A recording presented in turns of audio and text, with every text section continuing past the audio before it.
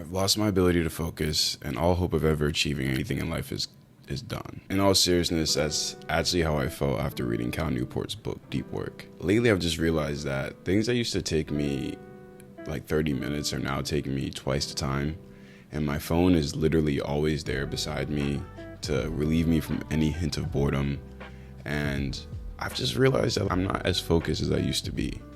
So I think when I saw Cal Newport's book, Deep Work, I was just drawn into it because it was something that I knew I needed in my life. In his book, Cal Newport, he presents a pretty interesting hypothesis. I'm going to read it real quick.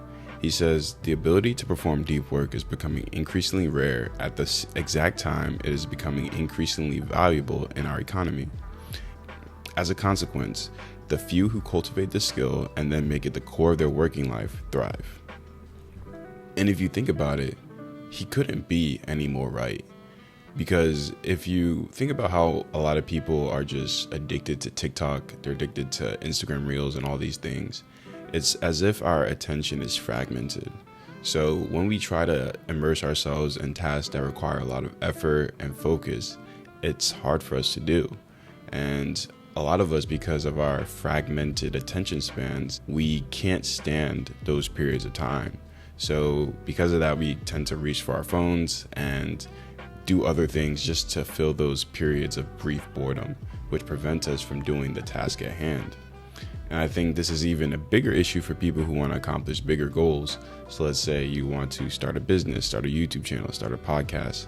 It's so hard to get over that initial hump of boredom or not knowing what to do or discomfort or being bad at a certain thing.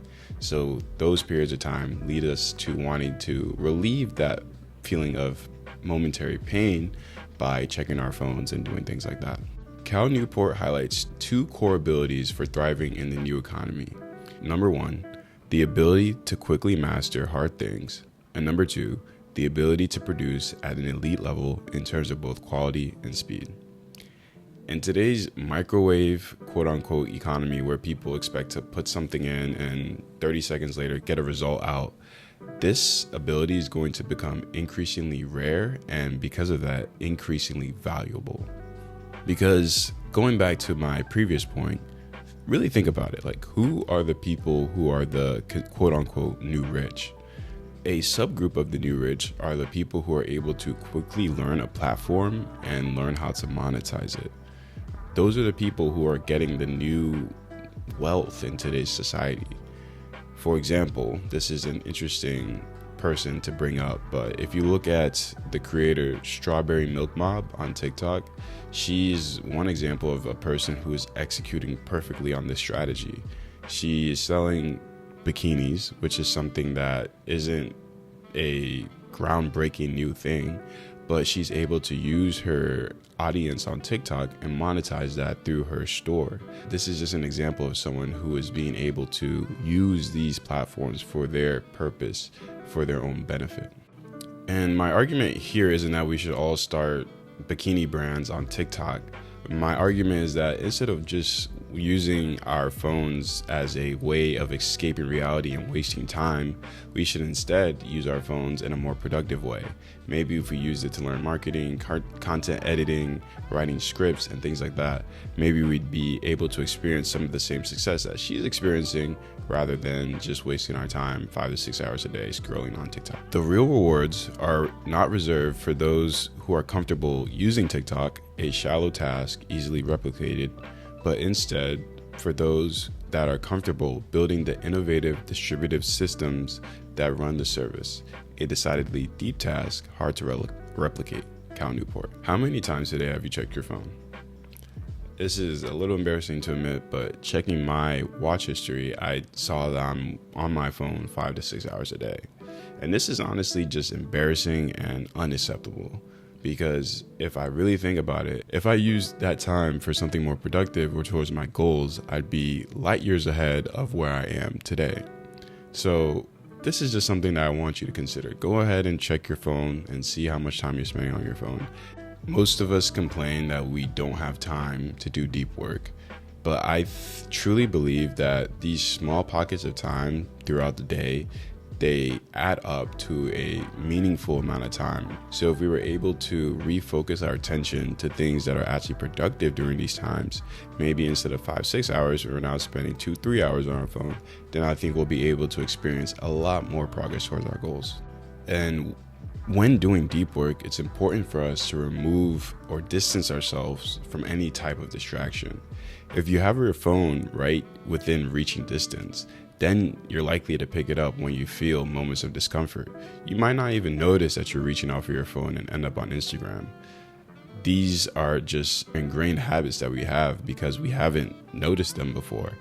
But now that we have this awareness, I think we should take extra steps to ensure that we're not just robotically going on these social media platforms when we feel any moment of pain and discomfort. Also, without intense focus, it's very unlikely that you'll be able to achieve anything meaningful in life or produce anything worthwhile. The reason, therefore, why it's important to focus intensely on the task at hand while avoiding distraction is because this is the only way to isolate the relevant neural circuit enough to trigger useful myelination. If you're trying to learn a complex new skill in a state of low concentration, you're firing too many circuits simultaneously and haphazardly to isolate the group of neurons you actually want to strengthen. Cal Newport. So there's literally a biological reason why we need to focus intently on a task. We should also focus on limiting our screen time. We should try to just get comfortable being bored again. Don't always fill your free time or downtime with TikTok and Instagram or even podcasts. I feel like a lot of us feel like if we're doing something or listening to something productive or informational, then that's good as well. But sometimes it could be detrimental because you're not allowing yourself to just sit with your thoughts and sit with your feelings. Sometimes it's important to just feel your feelings and be comfortable with them and learn to be mindful of your mental state. So many times in life, I think we're trying to rush through the day and going through the motions that we lack those periods of mindfulness that ground us and allow us to connect with ourselves. Reclaiming your focus will not be easy. Trust me, I've tried it multiple times and I failed. And by failed, I mean I've just fallen short of the expectations that I set on myself. And that's why I think that we should start with those small pockets of time, maybe 15, 30 minutes at a time, until we get to periods where we're doing 3-4 hours of focus work and the time flies by and it's easy for us. My point in making this video is that in the future, the people who are successful are going to be the people who are able to reclaim their focus. Those are the people who are going to experience success. The people who are not able to reclaim their focus will look back in 20 years and wonder where all the time went. Thank you guys for tuning in. If you found any value from this video, go ahead and hit the like and subscribe button. I'll be back at you guys with another video. Got things I've been reading and things I've been learning. I just want to share my journey along the way, and hopefully you guys connect and learn something today. Appreciate you.